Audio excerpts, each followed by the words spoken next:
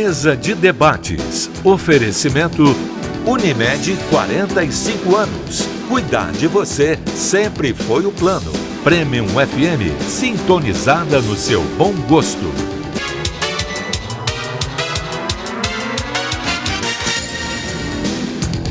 Olá, hoje é quarta-feira, dia 4 de abril, está começando mais uma mesa de debates aqui pela TV Juiz de Fora. Para a gente é sempre um prazer. Eu te peço licença para chegar até você, chegar até a sua casa. Já te faço um convite para a gente ficar junto hoje até meio-dia, até o final do nosso programa.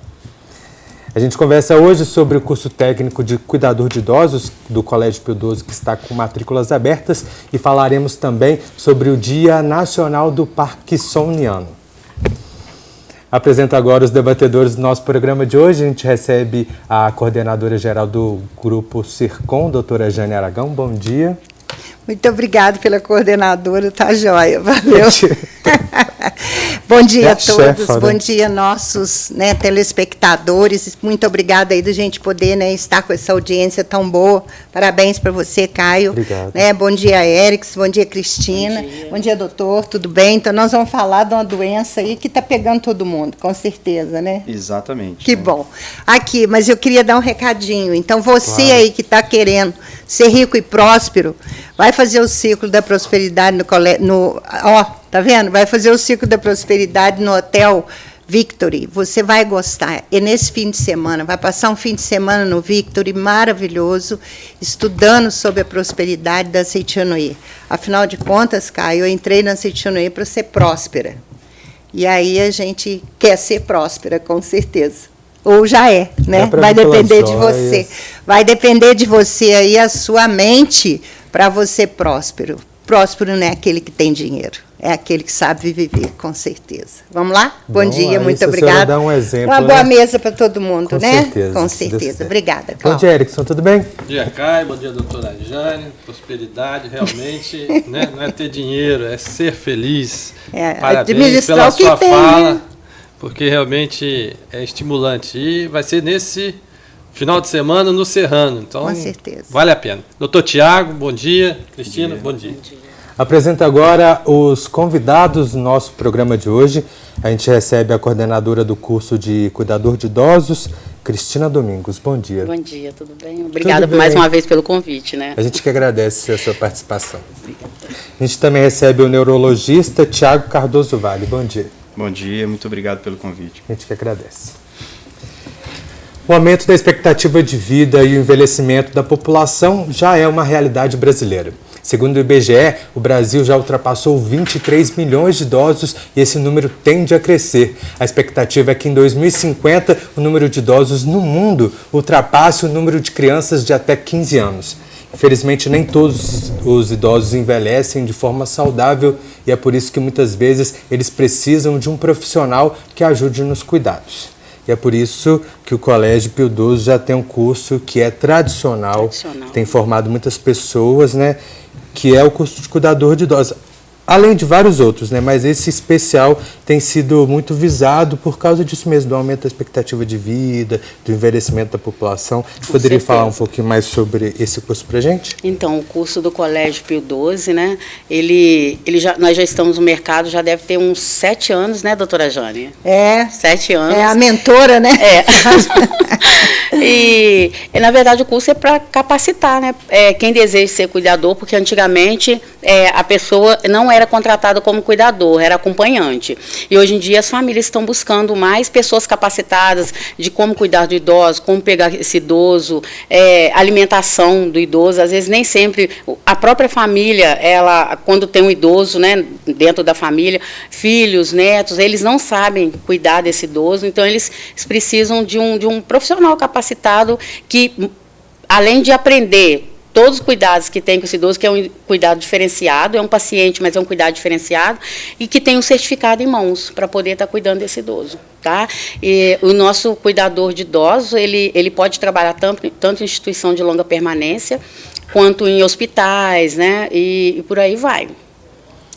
Professora, a gente queria parabenizar você realmente pelo curso, né, que você abraçou essa causa aí. Com certeza. Vai uma historinha pequena aqui. Quando eu tive que tomar conta da minha mãe, eu não estava preparada quando ela deu uma de idosa. Então, essa foi a ideia. Hein? Essa foi a ideia. Hã? Será que eu vou estar? Ah, com certeza. Mas então, quando eu me vi, sabe, Caio, impossibilitada de lidar com a minha mãe. Porque a mãe da gente é aquela pessoa que dá ordem, né, que te orienta, que te direciona. E, de repente, você vê o inverso. A pessoa dependente, a pessoa desesperada, perdida. E eu fiquei desesperada. Então, eu conversei com a professora Cristina, na mesma hora ela assumiu, montou um projeto, nos trouxe o projeto, a gente analisou o projeto e lançamos o curso de cuidador de idosos em 2010, parece, né? Porque a mamãe morreu em 2009, em 2010 nós fizemos o curso de cuidador de idosos. Olha, Caio, para você ter noção, nossas turmas chegam a quase 60 alunos, né, professor? E tem espaço para isso, tá? Tem estágio para isso. Então, você aí que está interessado em vir fazer, venha fazer, porque realmente vale a pena, sabe? Compensa você ter essa noção de como lidar com o idoso, porque realmente tem que ter um trato todo especial, sabe? Tem que ter um trato todo especial. Então, eu falei, antes que eu fique idosa, né? Aí eu falei, vamos montar o curso de cuidador de idosos e vamos montar essas turmas aí. E a professora Cristina é uma pessoa muito dedicada, ela pensa muito no curso. E aí fica aqui o nosso agradecimento em público, porque realmente ela presta um serviço maravilhoso para as pessoas que querem lidar com o idoso, né? Isso vale a pena.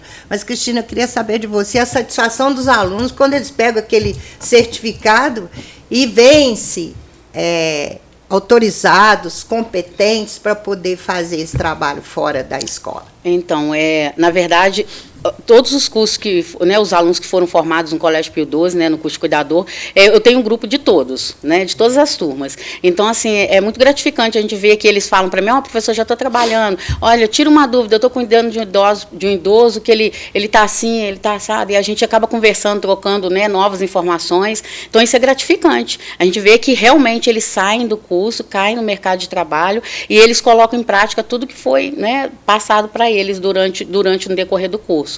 E acaba ajudando a família também, porque, como eu disse no início, a família acaba se deparando com esse idoso, né, e nem sempre a família está preparada. O doutor vai falar mais tarde, né, sobre Parkinson, sobre Alzheimer também. Então, acaba que a gente aborda um pouquinho essas doenças, né, que são dos idosos, e aí isso acaba ajudando a própria família mesmo a entender um pouco mais o envelhecimento, né, desse idoso, desse pai, dessa mãe, desse avô, dessa avó. Tá? Então, assim, é gratificante. Nossos alunos, praticamente todos, eles estão no mercado de trabalho.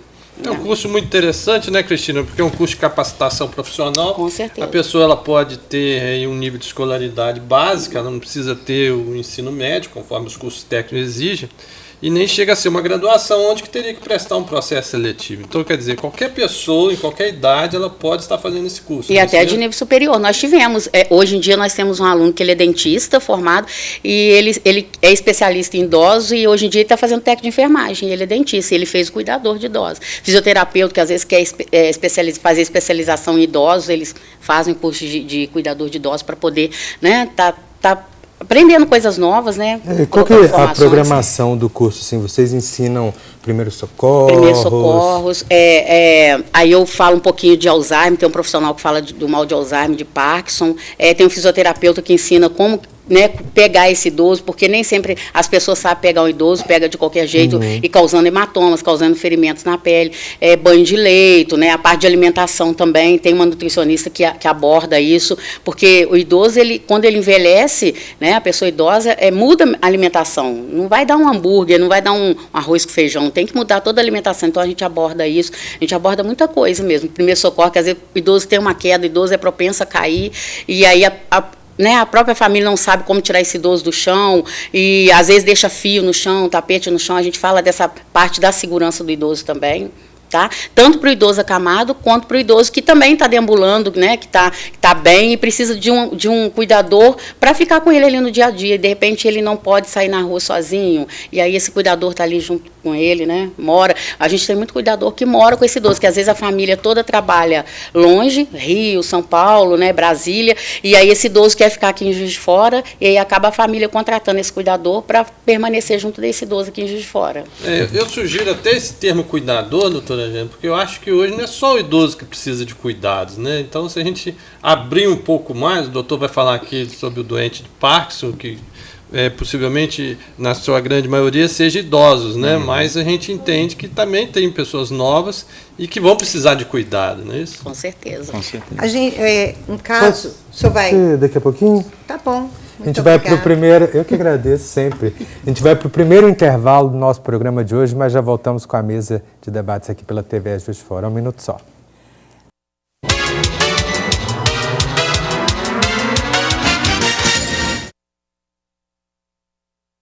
Ajudar com que essa pessoa viva melhor.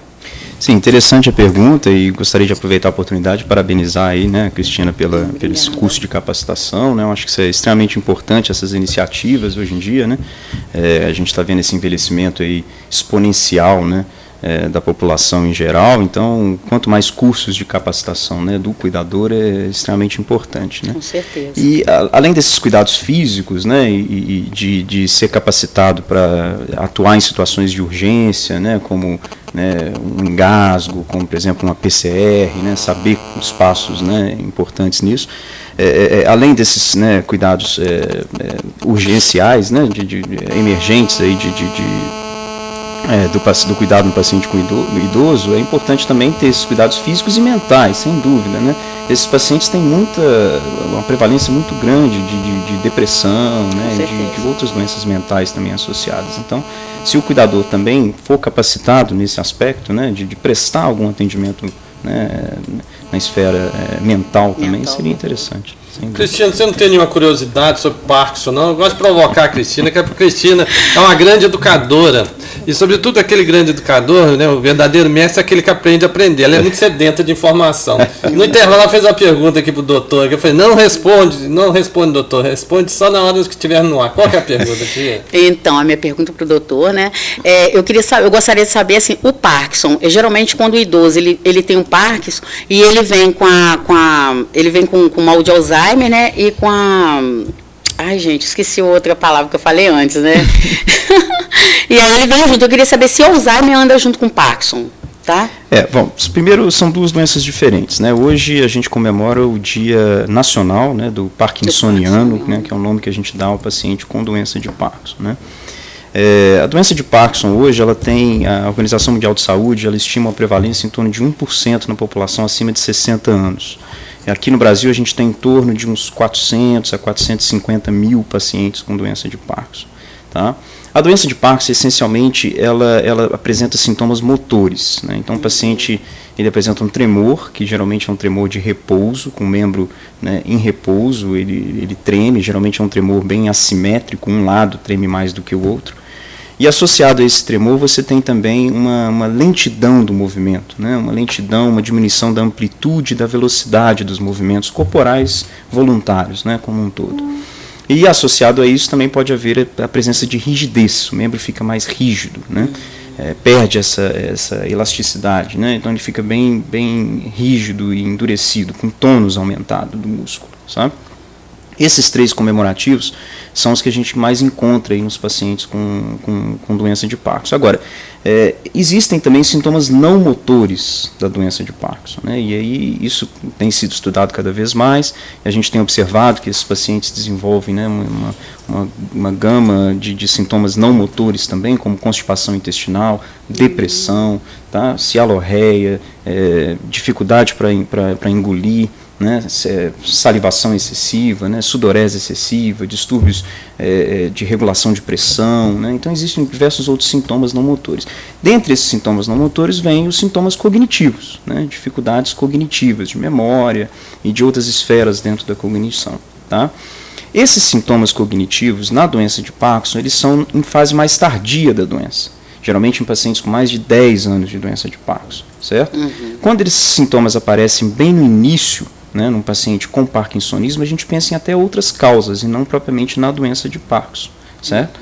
E agora, isso não impede que o paciente com doença de Parkinson, né, à medida que a doença, né, for avançando também, ele acrescente a doença de Alzheimer, e tem a concomitância da doença de Alzheimer e a doença de Parkinson, certo? Mas o que a gente mais encontra, né, em pacientes com fase avançada de doença de Parkinson é a demência da própria doença de Parkinson, né, que acontece aí depois de 10, 15 anos de doença. Né? Só uma pergunta curiosa, tem cura? Não, Parkinson é uma doença que ainda não temos cura. Nós não temos medicações que evitam o aparecimento da doença, evitam a progressão da doença, então ela é incurável e inexoravelmente progressiva. Felizmente é uma progressão muito lenta, né? Então hoje a gente tem pacientes com doença de Parkinson que vivem aí 20 anos, 25 anos, com uma relativa qualidade de vida, né? Mas é uma doença classificada como doença neurodegenerativa, então inexoravelmente ela progride de forma lenta, é incurável, né? E é considerada aí a segunda doença neurodegenerativa mais comum, perdendo apenas para a doença de Alzheimer. O tratamento medicamentoso que é fornecido, que é dado, ele dá uma amenizada na doença de Parkinson? Exatamente. O tratamento medicamentoso é um tratamento sintomático. Ele não evita a progressão da doença. Tá? Então, a gente dispõe de algumas medicações, né, inclusive fornecidas pelo Sistema Único de Saúde. Dessas medicações, a levodopa é a melhor medicação sintomática, né, porque na doença você tem uma deficiência de dopamina. Então você dá essa medicação, a levodopa, que é um precursor da dopamina, e aí quando ela entra no sistema nervoso central, ela libera a dopamina, que é o que faz com que o paciente tenha uma melhora dos sintomas motores. Doutor, são muitas dúvidas sobre o Parkinson, mas eu vou deixar você descansar um pouquinho. Daqui a pouco a gente volta a falar sobre esse assunto, volta a falar com a Cristina a respeito do curso, porque as matrículas estão abertas, né, Cristina? Eu queria saber como que faz, até que dia que elas ficam abertas. Então, as matrículas já estão abertas na Secretaria do Colégio, Pio XII, e o início do curso está previsto para 14 de abril, tá? São aos sábados de 8 às 12 horas. Então, eu convido, né, a todos que desejam realizar essa capacitação, que venham ao Colégio Pio XII ou ligue, né, no telefone 3215-6701 e que venham realizar suas matrículas, tá? Dia 14 está previsto, eu espero iniciar esse curso 14 de abril, e é um curso para quem, né, for fazê-lo, vai gostar, e no mercado de trabalho está pedindo muito aqui de fora. Então, Cristina, é um curso pouco mais de 10 anos, a doutora Jane falou aqui, né, centenas de profissionais já formados, o mercado, conforme o doutor Tiago também colocou aqui, o mercado carente. Ainda há demanda para esse profissional no mercado? Você que tem aí o contato aí com as clínicas, né, que nos fornece estágio e tudo, também aproveita até para agradecer. E também nos grupos de WhatsApp, né, que você já falou, que todo mundo fica lá, eu estou trabalhando. A demanda é grande e hoje em dia o cuidador de idosos, eles estão cuidando, né, de pacientes com saúde mental, tá? Na parte psiquiátrica, como todos sabem, hospitais em Juiz de Fora psiquiátricos foram fechados, foram abertas as casas, né, e quem está atuando lá hoje em dia são cuidadores de idosos. Então, assim, na verdade, o campo é grande para o cuidador de idosos. Tanto instituição de longa permanência quanto em hospital, porque às vezes o idoso ele fica internado. Hoje em dia, um médico não deixa, depois o doutor pode falar, não deixa um idoso internado muitos dias nos hospitais, né? Mas se ele fica lá 7 dias para um tratamento, né, de medicação endovenosa, às vezes a família trabalha e nem sempre pode ficar com esse idoso lá. E aí é contratado esse profissional para poder, né, ficar com esse idoso no hospital. Cristina, eu tenho uma curiosidade a respeito da formação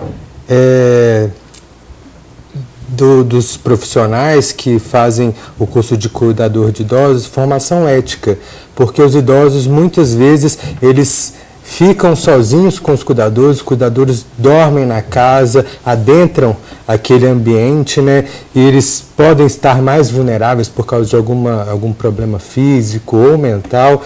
E eu queria saber como que vocês focam nessa questão da ética, tanto para um cuidado mais carinhoso com o paciente, mas também para estar na casa dele ali, ter responsabilidade, essa responsabilidade? Então, eu abordo, né, no início do curso essa ética, e no decorrer do curso eu falo sempre, na verdade, eu que falo essa parte. Porque, na verdade, a família está contratando um profissional que, igual você falou, vai estar, né, na residência. E aí o idoso, um idoso de 80, 90 anos, ele não fica nu perto de qualquer pessoa. Então, esse cuidador, ele tem que conversar com esse idoso, não é simplesmente tirar a roupa desse idoso, tem que explicar para ele que ele vai dar um banho nele, que ele vai fazer a troca de uma fralda. A família, eu sempre abordo que a família tem a sua individualidade, tanto religiosa, né, quanto, né, em outro nível, e que eles não têm que se meter, né, nessa parte de religião. A gente está lá para cuidar desse idoso, e a gente tem que demonstrar segurança para essa família. Sempre eu abordo isso, porque, na verdade, é uma pessoa, como você falou, uma pessoa estranha que está entrando na casa desse idoso. E muitas vezes o idoso, para confiar numa pessoa, ele demora um pouco, mas o cuidador tem que mostrar segurança no trabalho dele para esse idoso poder confiar nele, né? Tanto na parte de dar banho, na parte de trocar uma fralda, na parte de estar com ele mesmo sozinho. Isso daí também para a família também, né? Essa segurança, né? Esse carinho. Na verdade, para ser cuidador, eu sempre falo, não é para mim ganhar dinheiro, eu tenho que gostar de cuidar de idoso, eu tenho que gostar de cuidar de uma criança, eu tenho que gostar de ser da área da saúde. Não basta pensar só no dinheiro, tem que gostar. Tem que gostar e do muito, que escolher para fazer. Eu geralmente falo o seguinte, que o princípio básico para poder fazer esse curso, né, o pré-requisito para poder fazer esse curso é simplesmente o amor e a dedicação. Se a pessoa estiver disposta a isso, ela vai realmente ser um bom cuidador de idosos e não vai faltar, né, serviço, né, para ela, atividade para ela. Então, muitas vezes a pessoa convida para ficar um dia, no final faz um contrato, assina carteira e fica realmente com aquele cuidador para ele, para si, né? Porque a afinidade é tão grande, né? Que realmente a pessoa se dedica mais e fica ali, né, nesse período todo. Então, isso é muito importante. Então, se a pessoa está em dúvida, mas eu gosto, mas eu não sei o que eu vou fazer, vai lá, assiste uma aula ou duas, o que for, e vê como que trabalha, como que é trabalhado, né, e dizendo que o curso tem 52 horas, 52 né, horas. Qual 40, o tempo do 40 horas teórica e 12 horas que ele faz uma visitação numa instituição, acaba que ele, né, vai dar um banho, vai ajudar os profissionais dessa instituição a dar um banho, a trocar uma fralda, ele vai ver aquele momento ali da instituição. Nem sempre todos vão escolher uma instituição para trabalhar, muitos preferem trabalhar na residência do idoso, muitos preferem trabalhar dentro do hospital para ficar lá com esse idoso lá, né, enquanto ele está internado lá. Então, assim, na verdade, é um leque, né, para esse cuidador. Na verdade, ele tem que ter esse estágio para saber se é isso mesmo que ele deseja. Mas é no final do curso? Mas aí é para, né, fechar o curso mesmo, para saber se a pessoa deseja mesmo ser o cuidador. E, Cristina, vale um registro aqui, porque a gente é membro lá da diretoria, né, do Abrigo Santa Helena. Quando os nossos estagiários vão fazer o estágio lá, o nosso diretor lá, o Antônio Carlos, ele fica muito feliz, porque ele vê a alegria dos idosos que estão internados lá. São 142 idosos, somente 30 idosos se locomovem, o resto é praticamente tudo acamado. Cadeirante, então, cadeirante, acamado, são todos dependentes. Então, você imagina essa quantidade de idosos, tudo dependente. Então, para ele é complicado. Não, isso que vocês estão falando está me remetendo a um filme que eu vi, né, que há um processo de seleção de uma pessoa para cuidar de um cadeirante. Ai, né, lindo. e de repente aparece lá um afrodescendente lá de quase 2 metros de altura, formado, claro, como cuidador, mas assim, totalmente diferente, né, de uma enfermeira naquele padrão alemão, né, de roupa e tudo, mais 2 profissionais também, esteticamente, vamos dizer, dentro dos padrões, e de repente quem ganha o processo seletivo é esse homem. Então, assim, não existe, né, aquela coisa da pessoa se autocensurar e falar assim, não, eu não sou capaz para isso. Todos são capazes desde que goste de gente igual você falou, né? Se empenhe em fazer. Com certeza. Com esse exemplo de um filme que você deve procurar em casa, que realmente é muito bom, que eu não me recordo o nome agora. Mas a gente vai para mais um rápido intervalo, já voltamos com a mesa de debates aqui pela TV Juiz de Fora.